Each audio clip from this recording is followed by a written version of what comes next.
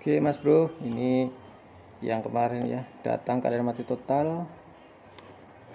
Ini saya cek tadi sini ada short ya ini. Biasanya pengecekan di IC ini IC 1, IC 2, IC 3, IC 4. Pengecekan di sini. Sini udah kelihatan short. Biasa saya masukin 5 volt dulu. Kalau 5 volt masuk short semua ini, short ini seperti biasa penyakit langganan ya, IC 1, IC 2, IC 3, IC 4 short biasanya. Jadi kalau short ya drop down, nggak mau nyala. Nah, setelah dilakukan dicopot dulu. Jika dicopot 5 volt masuk, tidak ada short lagi, ya semoga nyala lagi ya, semoga bisa nyala. Jadi prioritas kita di 5 volt dulu, kita masukin 5 volt. Kalau nyala berarti ya emang udah normal sekiranya, tinggal kita fokus lagi ke 12 volt. Kalau 12 voltnya masuk normal ya berarti sekarang udah normal. Yang penting kita fokus di 5 volt dulu ya, kita coba masukin 5 volt. Tadi kalau masukin 5 volt IC short kita angkat dulu, kita coba tes lagi nanti masukin 5 volt. Jika udah oke ya tinggal fokus di 12 volt. Oke Mas Bro, kita eksekusi dulu. Oke Mas Bro, ini sudah saya lepas IC yang di sini, yang short tadi, yang terasa short ya, terasa short. Tadi ditandai short. Yang ini alhamdulillah aman. Ini juga aman. Ini lagi aman. Ini yang paling rawan biasanya kalau 12 volt sini masuk sini.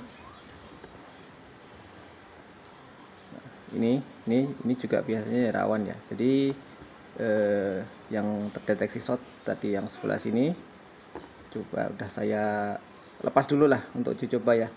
Jika memang udah normal nanti baru saya ganti. Ini saya coba ya, kita coba colok ya, colok ke 5 volt ya, kita masukin 5 volt. Ya salah colokan. Oke ya, sudah nyala ya,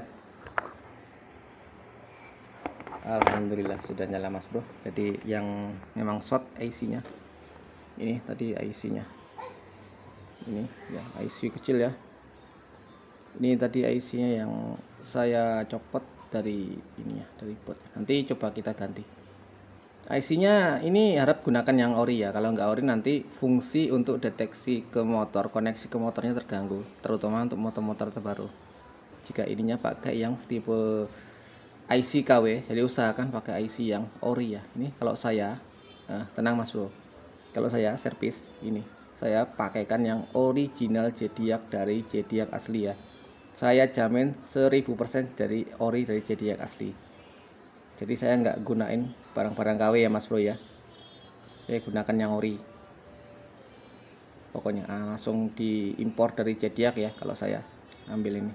Soalnya saya selalu disupport oleh Zodiac kalau masalah untuk service maintenance dari ini brand Zodiac ini. Jadi disupport semua part-partnya seperti IC kayak gini. Insya Allah di saya ada semua ya, IC seperti ini ya Mas Bro ya. IC ini IC hardware, IC sini ya, CPU. Kecuali CPU ya, CPU nggak bisa kita beli ya Mas Bro ya, kita harus beli satu blok ini ya, motherboard ini ya. IC ini EPROM, IC ini IC 3 volt sama IC yang masuk jalur 12 volt ya. Ini nggak ada kodenya, jadi sampean ya harus, saya juga nggak tahu kodenya, saya nggak tahu, sampean juga nggak tahu. Karena apa? Karena ini mengikuti kode produksi ya, setiap unit beda-beda. Jadi saya dikirimin itu ya kodenya gini ya, kodenya beda-beda setiap IC Mas Bro. Ditanya kode IC ini saya nggak tahu, karena ini IC kode produksi ya, bukan kode part ya. Gitu aja ya, semoga bermanfaat Mas Bro, nambah wawasan, nambah ilmu bagi sampean. Kayak gini ini IC untuk deteksi tegangan. Ini untuk CPU ya, CPU saya kalau untuk bongkar pasang saya juga belum ada alatnya. Jadi terus mereka pihak Zodiac juga kalau mau ganti ini nggak jual, juga nggak jual ya. satu biji ini. Jadi harus satu motherboard ininya, soalnya riskan kalau kita bongkar ini, nanti jalurnya pada keangkat tanpa alat khusus ya Mas Bro ya. Jadi ya ini ada di online shop atau di online shop luar negeri mungkin ada ya, tapi nggak diisi firmware Mas Bro. Jadi ya percuma sampean pasang nanti tetap blank, nggak ada keluar, nggak respon CPU-nya ya. Ini udah oke Mas Bro, jadi tinggal dilakukan pergantian IC, dicoba ke motor, ada masalah nggak di sistem koneksi ke ECU-nya di motornya. Jika udah oke bisa dikirim. Ini kiriman dari Kampar Riau ya, Riau, daerah-daerah area Sumatera ya Mas Bro ya. Oke Mas Bro, semoga ini ya nanti dikirim cepat sampai ya, mendarat dengan selamat, siap dikirim. Ini nggak lama ini, mungkin kalau bisa, kalau udah selesai pengetesan ya hari ini bisa saya kirim ya. Balik lagi ke yang punya ini, udah dari hari Sabtu kemarin datang, cuma emang lagi ada acara, jadi ya hari ini sempat dieksekusi. Yang parah-parah banyak Mas Bro di sini masuk. Nah ini contoh, ini yang parah, yang ini yang parah. Ini kalau ini udah nggak selamat lagi, soalnya ini saya lepas semua IC, tetap nggak mau ada respon lagi dari CPU. Jadi harus dilakukan pergantian CPU ya. Nggak ada lagi respon, cuma ngeblank putih di sini. LCD-nya ngeblank putih. Nah ini kemungkinan ini dari CPU-nya yang memang udah short parah di CPU, full short ya ini ya.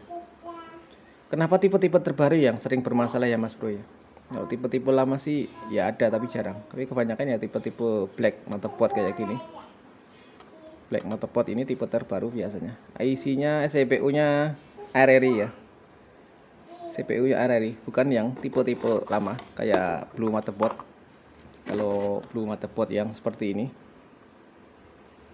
ini biasanya bukan RRI ya CPU-nya, dari brand STM32.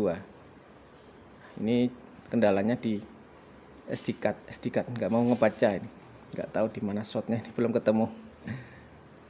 Ini ya, ini yang black motherboard ya, ini STM32 bukan RRI. Kalau yang baru-baru ini pakai RRI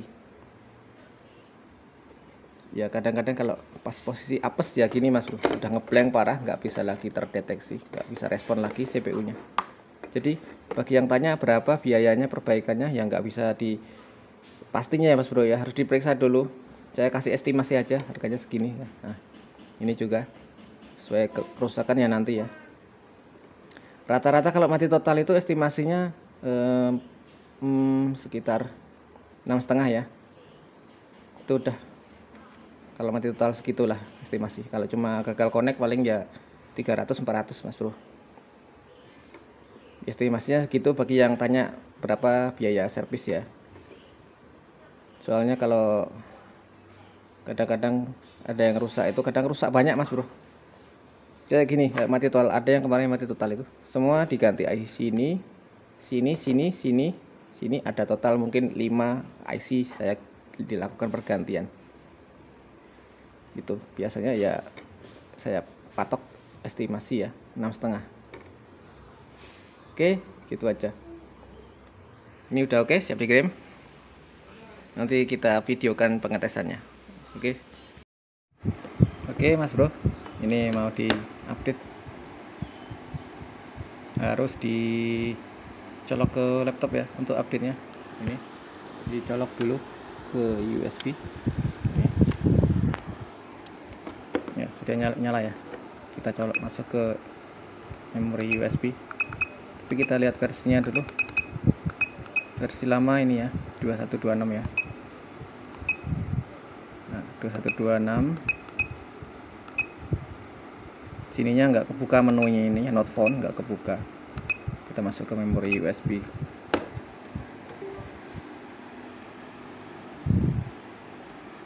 Ya, langsung terbaca di sini ya.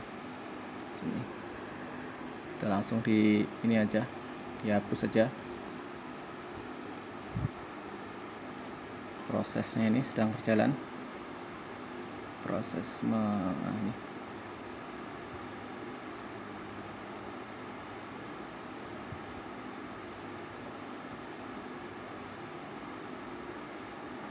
Ya, sudah berhasil, tinggal di cari. Saya updatekan firmware terbaru ya, firmware terbaru ini.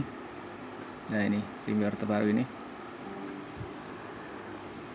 tinggal kita klik kanan copy, klik kanan, klik copy ya, terus di sini klik kanan, pilih paste. Oke, prosesnya sudah berjalan ini ya, tunggu sampai selesai. Ini agak lumayan lama ya proses ininya, jadi ini saya skip dulu. Ini sudah selesai ya, berhasil ya, tinggal di eject.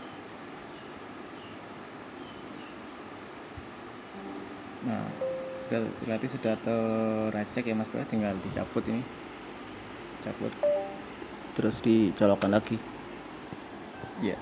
Scannernya update.